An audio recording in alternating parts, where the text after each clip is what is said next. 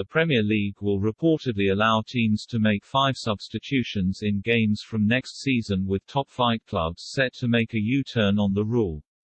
The issue is once again being voted on at a Premier League stakeholders meeting in London on Thursday, following several attempts to get the rule reintroduced by a number of sides over the last 2 years. And while many Premier League clubs were against re-implementing the rule, there is a high confidence that there is enough support for it finally to be brought back. According to The Times, the Premier League increased the number of allowed replacements to 5 when it restarted in June 2020 following the first COVID lockdown. However, it reverted back to 3 last season, despite all other major European leagues continuing to stick with 5. That move came following a vote, at which 10 top-flight clubs went against the reintroduction.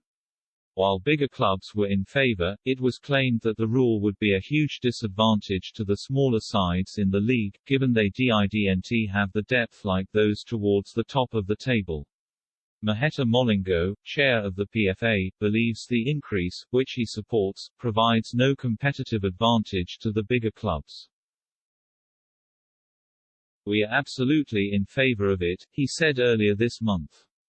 "We have made this clear to the Premier League. It should never have been a discussion about competitive advantage because it has nothing to do with competitive advantage, as studies show.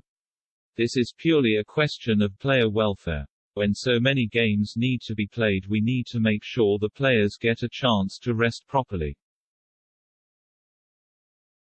Molingo, who also wants the introduction of a minimum 72-hour gap between matches, feels the current setup is giving those abroad an advantage. "We don't want to put our clubs at a disadvantage globally," he said. "Our competitors overseas have 5 subs. We are the only top league that has not adopted that rule.